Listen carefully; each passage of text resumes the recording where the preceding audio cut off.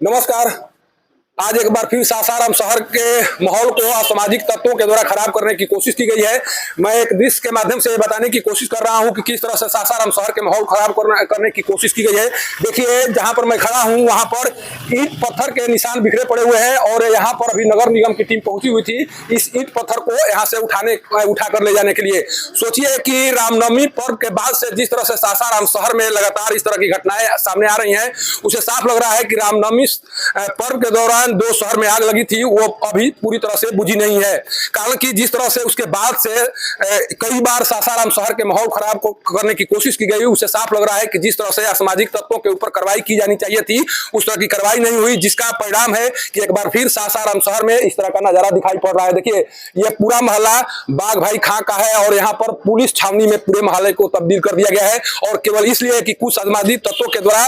कुछ इस तरह के कार्य करने की कोशिश की गई, जिस कार्य के कारण यह माहौल पूरी तरह से खराब अभी यहाँ पर दिखाई पड़ रहा है। और यहाँ पर तमाम वरीय पदाधिकारी, डीएम शायद बाहर गए हुए हैं लेकिन एसपी विनीत कुमार पहुंचे हुए थे, एडीएम आए हुए थे और यह जानने का प्रयास किया गया कि आखिर मामला है क्या। जो खबरें सामने आ रही है उसके अनुसार यहाँ पर जो एक पोल है, उस पोल पर कुछ झंडे लगाए गए थे, उसी झंडे को लेकर दो समुदायों के बीच विवाद हुआ और विवाद इतना बढ़ गया कि दोनों पक्षों से इस तरह के ईंट और पत्थर चलने लगे, जिसका निशान यहाँ पर पूरी तरह से बिखरा पड़ा हुआ है। आखिर ये क्यों न कहा जाए कि रामनवमी पर्व के बाद से सासाराम शहर में इस तरह की घटनाएं बार बार क्यों हो रही हैं। अभी कुछ दिन पहले भी इस तरह की घटनाएं सामने आई थी, जिसके बाद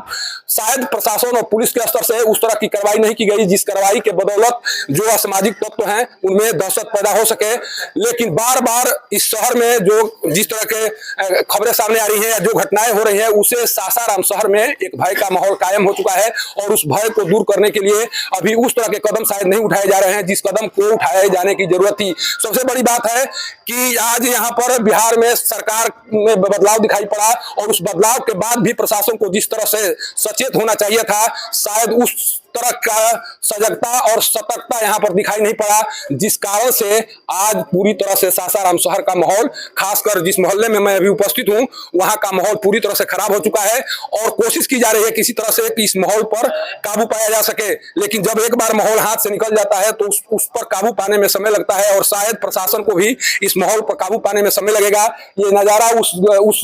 मोहल्ले का है जिस मोहल्ले में इस तरह की घटनाएं सामने आई हैं और पूरा सासाराम में जो इस मोहल्ले से मैसेज आ रहा है, उस मैसेज के माध्यम से लोग यही जानने की कोशिश कर रहे हैं कि आखिर रामनवमी पर्व के बाद से बार बार इस तरह की घटनाएं क्यों सामने आ रही हैं। क्या सासाराम शहर में रहने वाले असामाजिक तत्वों के विरुद्ध कार्रवाई नहीं हो रही है या उस तरह से सख्ती नहीं बरती जा रही है जिस सख्ती की जरूरत थी। शायद इस प्रश्न का जवाब तब तक से नहीं मिलेगा जब तक से इस तरह की घटनाएं सासाराम शहर में नहीं रुकेंगी और इसको रोकने का काम केवल और पुलिस प्रशासन के स्तर से ही हो सकता है। जिस तरह से इस तरह की घटनाएं होने के बाद मरहम पट्टी लगाने का काम किया जा रहा है, उस मरहम पट्टी से इस तरह की घटनाएं कभी नहीं रुकेंगी। इसके लिए सख्त कदम उठाने की जरूरत है, नहीं तो सासाराम शहर का जिस तरह से माहौल लगातार बिगड़ते जा रहा है, उससे आने वाले दिनों में न केवल पुलिस और प्रशासन के लिए एक चुनौती खड़ी होगी, बल्कि सासाराम शहर में रहने वाले लोग भी अपने आप को असुरक्षित महसूस करते नजर आएंगे। बाग भाई खां के मोहल्ले से पब्लिक न्यूज के लिए सत्येंद्र चौबे की रिपोर्ट।